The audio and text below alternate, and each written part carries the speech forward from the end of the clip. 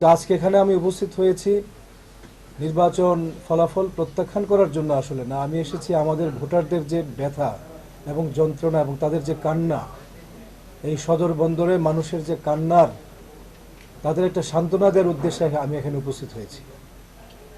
তারা তারা ভাবছে যে ভোট দিলাম কাকে আর নির্বাচিত কে হলো। এটা অধিকাংশ মানুষের এই ব্যথা এবং যন্ত্রণা। এটার এই যন্ত্রণার সঙ্গে যেহেতু আমি এখানে প্রার্থী ছিলাম, তাদেরকে সান্ত্বনা দেওয়ার জন্যে এবং তাদের ব্যথাটাকে উপশম করার জন্য আমি এখানে উপস্থিত হয়েছি। প্রিয় সাংবাদিক বন্ধুগণ, আপনারা দেখেছেন যে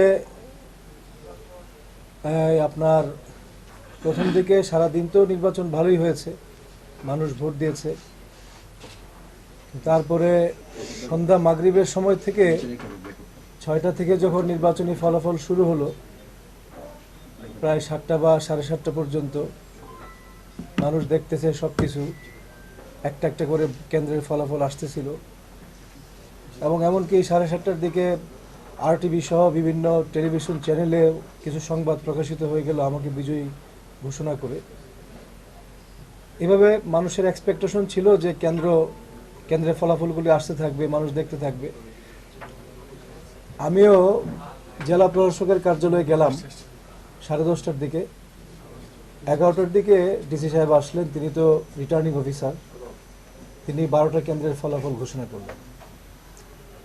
মানুষের এক্সপেকটেশন ছিল যে এগুলো ধারাবাহিকভাবে ওনার দায়িত্বের কর্তব্যের মধ্যে পড়ে যে উনি ধারাবাহিকভাবে কেন্দ্রের ফলাফলগুলি বলতে থাকবেন। কিন্তু উনি আর আসলেন না। উনি 12টা কেন্দ্রের ফলাফল দেওয়ার পরে উনি আর নাই। 2টা পর্যন্ত আমাদের লোকেরা সেখানে অপেক্ষা করলো, উনি আর আসলেন না। এটা আমাদের কাছে খুবই অস্বাভাবিক মনে হয়েছে। আমরা বিভিন্ন সময় আপনারা দেখেছেন নির্বাচনী ফলাফল এভাবেই ঘোষিত হয়, রিটার্নিং অফিসার থেকে এরকম আসতে থাকে বিভিন্ন কেন্দ্রের ফলাফল। তা আমরা 61টা আসনে মোটামুটি কিছুটা ভোটে আমরা অগ্রগামী ছিলাম। এরপর থেকে আর কোনো ফলাফল আমরা পাচ্ছিলাম না। সেই রাত 2টার সময় হঠাৎ করে দেখা গেল উনি কিন্তু মাঝে আর আসেন নাই। এটা আসলে আমি এটার বিষয়টা আমি বুঝতেছি না এখনো। আমি বুঝতে অক্ষম যে কি কারণে 12টা কেন্দ্রের ফলাফল ঘোষণা করার পরে তিনি আর আসলেন না। তারপরে তো যা হবার হলো। এখন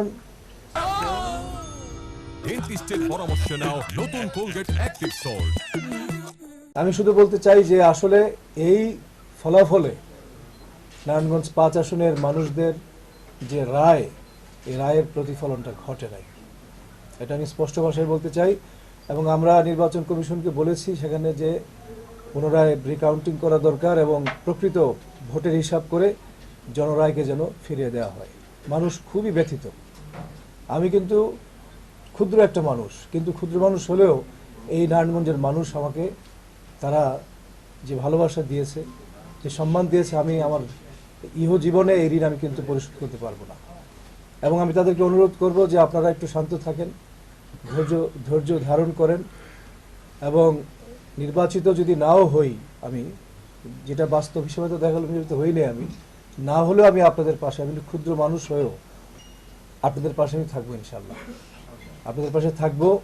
এবং যারা নির্বাচিত হয়েছেন তাদেরকে বলবো যে বিশেষ করে বিএনপি, তারা তো বিপুল ভোটে বিপুল আসন নিয়ে তারা সরকার গঠন করতে যাচ্ছেন। আমি তাদেরকে বলবো যে আপনারা জুলাই আগস্টের বিপ্লবের মানুষের যে আকাঙ্ক্ষা, তরুণদের যে আকাঙ্ক্ষা, এর সাথে বেইমানি আপনারা করবেন না। আপনাদের প্রতি অনুরোধ যে আমরা সবাই মিলে আপনাদেরকে আমরা সহযোগিতা করতে প্রস্তুত। আমি দল মতের ঊর্ধ্বে উঠে আপনাদের সঙ্গে আমি সহযোগিতা করব। নারায়ণগঞ্জের মানুষের যে কষ্টগুলো আছে, ইমিডিয়েট যে সাফারিংসগুলো আছে, বিশেষ করে যানজটের যে কষ্টে মানুষ ভুগছে, এই নারায়ণগঞ্জে মানুষের যে মাদক ডিলারদের যে ছড়াছড়ি, সেগুলো আপনার বন্ধ করার জন্য উদ্যোগ নেন।